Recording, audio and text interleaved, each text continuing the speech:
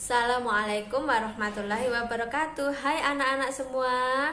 Semoga anak-anak semua dalam keadaan sehat dan tetap semangat.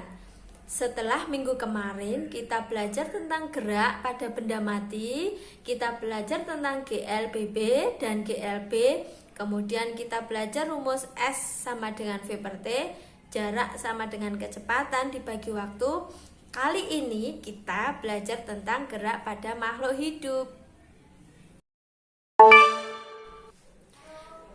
Pada manusia, sistem gerak itu sebenarnya terdiri dari dua poin, yaitu otot sebagai alat gerak aktif, kemudian rangka sebagai alat gerak pasif.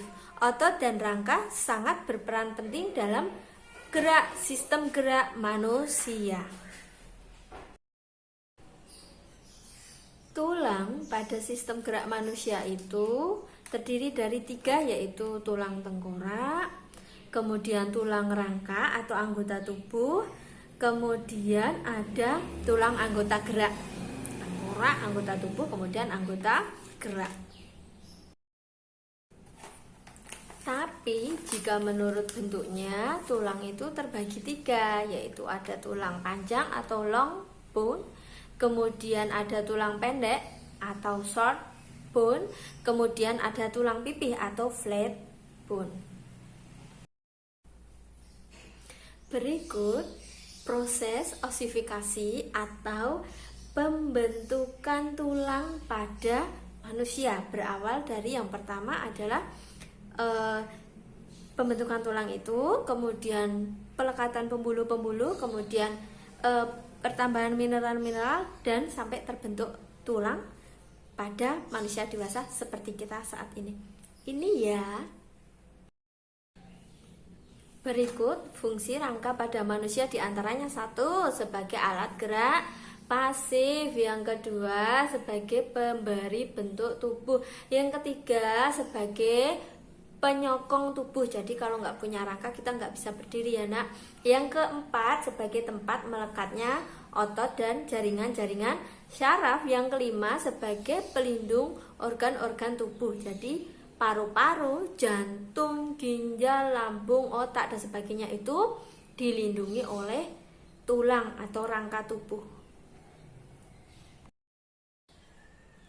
Yang tidak kalah penting dalam sistem gerak itu adalah sendi. Jadi sendi itu tempat pelekatan antara dua tulang. Contohnya pada pergelangan tangan, ini pelekatan antara tulang telapak tangan dan tulang hasta. Kemudian pada siku itu pelekatan antara tulang lengan atas dan lengan bawah. Pada lutut itu pelekatan antara tulang betis dan tulang paha, dan seterusnya.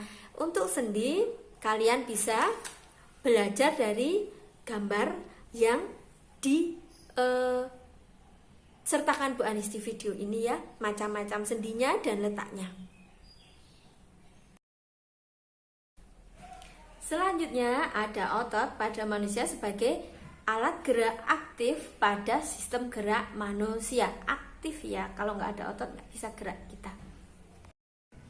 Nah, pada tubuh kita otot terbagi menjadi tiga jenis, yaitu otot polos, otot lurik, dan otot jantung. Masing-masing otot punya fungsi sendiri-sendiri dan berada di tempat masing-masing.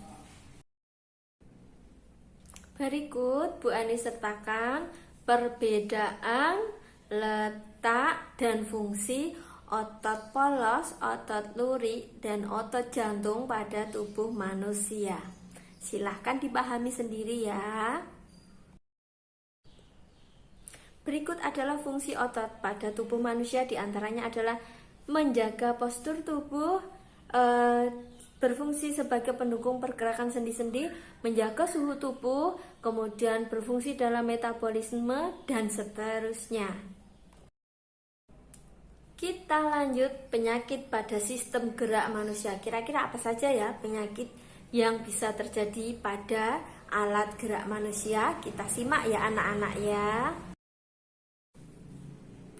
Penyakit pada sistem gerak yang pertama itu adalah gangguan pada tulang belakang. itu terdiri dari 3, yaitu lordosis, kifosis, dan skoliosis. Lordosis itu jika duduknya terlalu membungkuk ke depan, tulang belakangnya membungkuk ke depan. Kalau kifosis itu membungkuk ke belakang atau bongkok. Kalau skoliosis itu tulang belakangnya membentuk huruf S. Ini kenapa bisa terjadi begini, Bu? Karena faktor duduk manusia. Kalian duduknya terbiasa bagaimana saat membaca, saat makan, saat menonton TV. Jadi duduklah dengan cara yang benar seperti pelajaran waktu kelas 1 SD, yaitu duduk dengan tegak lurus. Penyakit pada sistem gerak yang kedua adalah osteoporosis. Ini terjadi karena tulang kita kurang kalsium sehingga tulang kita menjadi rapuh dan mudah patah. Bagaimana cara mengatasinya? Ya dengan mengkonsumsi banyak kalsium, banyak makan makanan yang bergizi.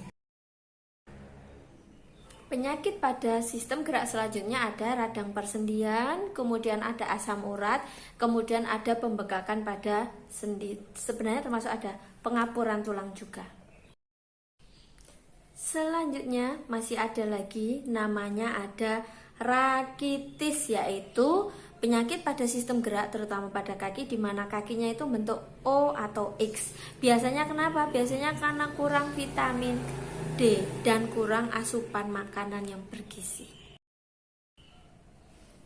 Nah, begitulah penjelasan Bu Anis hari ini tentang sistem gerak. Marilah kita senantiasa menjaga alat gerak kita supaya tetap sehat. Bagaimana caranya supaya tetap sehat, Bu? Dengan cara 1, menjaga makanan kita, menjaga asupan kita. Yang kedua, dengan tetap berolahraga secara rutin. Berpikir positif, tidak stres, tetap semangat. Cukup sekian pelajaran hari ini. Wassalamualaikum warahmatullahi wabarakatuh. Semangat anak-anak semua. Sehat selalu.